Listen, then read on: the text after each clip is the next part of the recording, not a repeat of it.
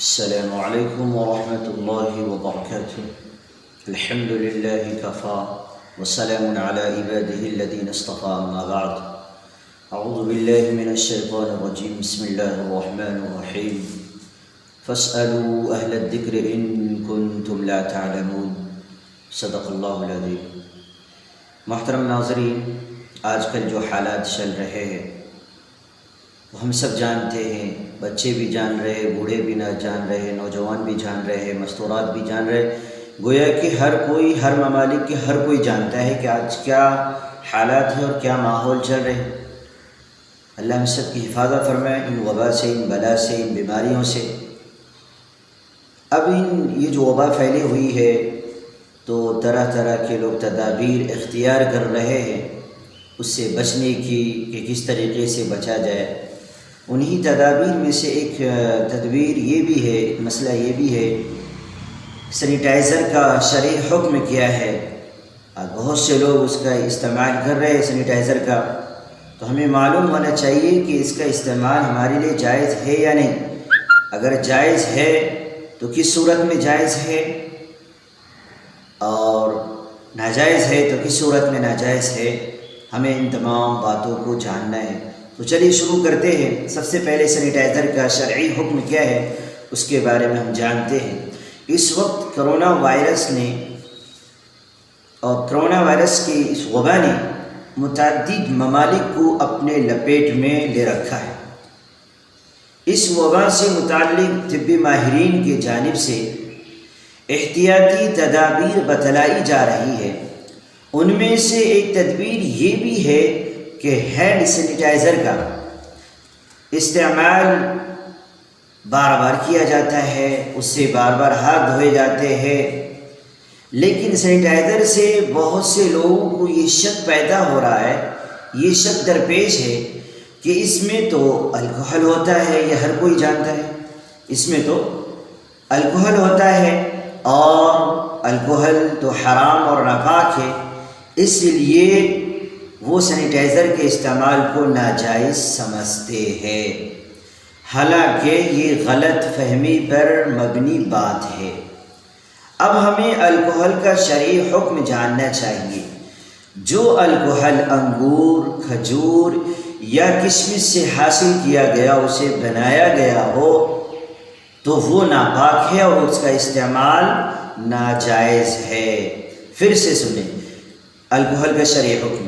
جو الکحل انگور، کھجور یا کشمش سے حاصل کیا گیا ہو وہ ناپاک ہے اور اس کا استعمال ناجائز ہے، لیکن جو الکحل ان کے علاوہ دیگر چیزوں سے، جیسے پھلوں، پھولوں، سبزیوں، اناج، پٹرول وغیرہ سے حاصل کیا گیا ہو تو امام اعظم ابو حنیفہ اور امام ابو یوسف رحمہ اللہ کے نزدیک وہ پاک ہے اور اس کا استعمال بھی درست ہے، اس کا استعمال بھی درست ہے۔ واضح ہے کہ تحقیق کے نتیجے میں، جب تحقیق کیا گیا تو اس کے نتیجے میں یہ بات سامنے آئی ہے کہ آج کل جو خوشبو عطریات یعنی خوشبو وغیرہ، پرفیومز، دوائی، کریم وغیرہ میں جو الکحل استعمال کیا جاتا ہے وہ عموماً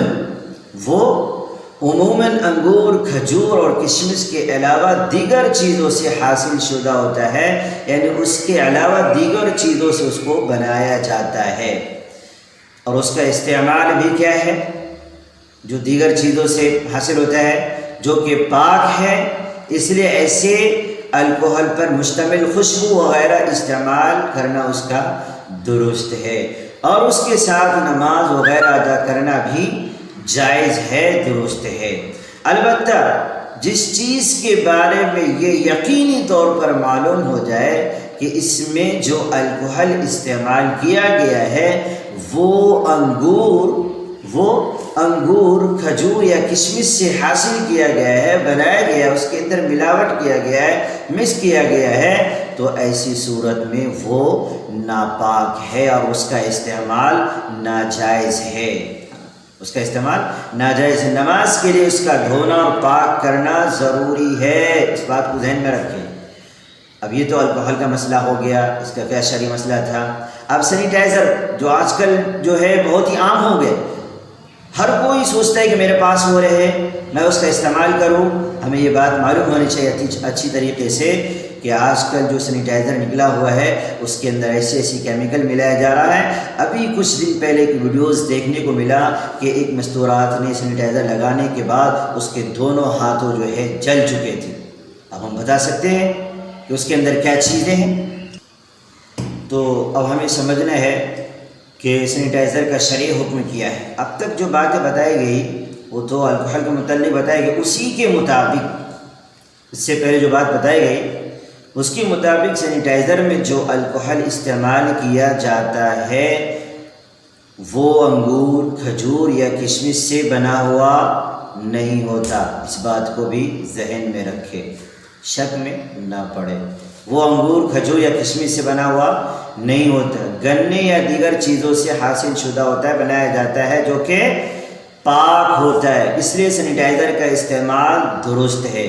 جس سینیٹائزر کے بارے میں اب اس کو غور سے سنیں، جس سینیٹائزر کے بارے میں یہ یقینی طور پر ہمیں معلوم ہو جائے کہ اس میں جو الکحل استعمال کیا گیا ہے وہ انگور، کھجور یا کشمش سے حاصل کیا گیا، اس کو بنایا گیا ہے، تو ایسی صورت میں محترم ناظرین وہ ناپاک ہے اور اس کا استعمال ناجائز ہے۔ نماز کے لیے اس کا دھونا اور پاک کرنا ضروری ہے۔ اب یہ ضروری نہیں ہے کہ ہم سینیٹائزر ہی کا استعمال کریں، اسی سے ہینڈ واش کریں، نہیں، صابن وغیرہ کا بھی ہم استعمال کر سکتے ہیں۔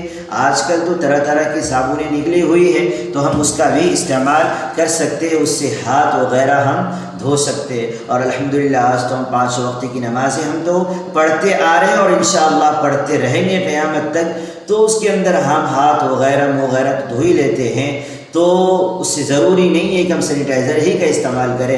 ان چیزوں کا بھی جو ہے ہم وضو کا استعمال کریں، صابن وغیرہ کا استعمال کریں، انشاءاللہ ان چیزوں سے بھی اللہ ہم سب کی حفاظت کر سکتے ہیں۔ اور آخر میں یہ بات میں بتانا ضروری سمجھتا ہوں کہ آج حالات جو ہے بالکل بد سے بدتر ہے، خراب ہے، ماحول ٹھیک نہیں ہے، ماحول ٹھیک نہیں ہے، ہر طرف جو ہے وبائیں پھیلی ہوئے، ان وبا سے ہمیں بچنا بھی ہے اور اللہ سے دعائیں بھی کرنا ہے۔